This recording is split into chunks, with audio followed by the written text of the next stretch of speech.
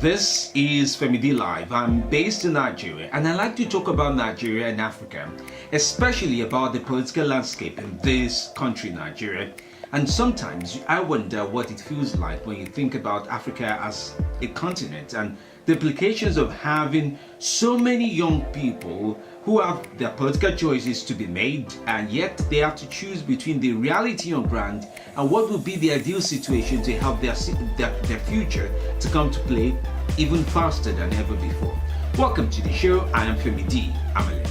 Alright, let's get started now. So one question has been of interest across the country, and I've waited patiently, like many of the other journalists that I do know, to see if the reality around this question will peradventure get some level of discussion or attention, or maybe, just maybe, young people in Nigeria with 60% of the voting power will consider the idea of voting for other young people. What do I mean? So, if you look at the numbers, and pretty much of the numbers provided by the electoral body in Nigeria, it indicates that over 60% of the people with the power to vote pretty much are young people. That means if you count 10 people and say, 10 people here to vote, you're very much likely going to see 6 people in Nigeria who are young people who are able to vote. But until the last few months ago, July, August, well, there was no law that backed Nigerians or Nigerian young people between 18 and 35 or thereabout to be able to run for office. Thanks to the Not Young to Run people, and yes, they have succeeded in doing that and pushing that through to ensure that young people can actually be voted for and not just vote. But the new phase of the campaign, I would guess, would be there are a lot of young people who may presume and who are positioned to say they are ready to run. And I wonder, even though young people are ready to run, are young people ready to vote for young people? And I do not mean this in the most sarcastic way. I actually do mean it in the most nice way. Think about it. Across Nigeria and across Africa, how many times do we get to see that simple scenario where a young person would choose to back up, or better still, support another young person in the event of a vote, in the event of a campaign, or in the event of making a choice? Do young people need to be reorientated about what it feels like to choose another young person to vote for?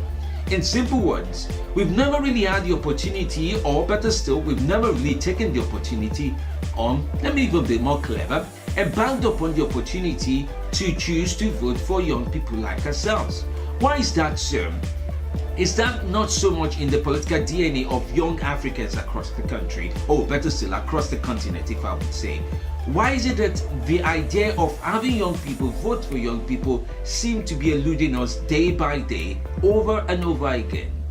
Well, let me go with some very unpopular choices. Some people say young people are energetic and yet unreliable in the choices they make. Unreliable cannot exactly be said to have a pattern, or better still, no record shows what they have done or can do or will do. But let me surprise you. With over 80 political parties in Nigeria at this time, ahead of the 2019 elections which is coming up in the country Nigeria, many of those candidates who have said that they would run for office and peradventure even picked up their form in the last few days in Nigeria are now young people. And I wonder now, with much of that population of 80 political parties, peradventure with at least 60 candidates across them, and lots of them being young people, will young people take the chance to vote for young people? I can go on to mention some other candidates, but then that will make this a little bit politically biased. But I think of young people as maybe between 18 to 40. Okay, let's push the borders a little bit, maybe even as far as 50.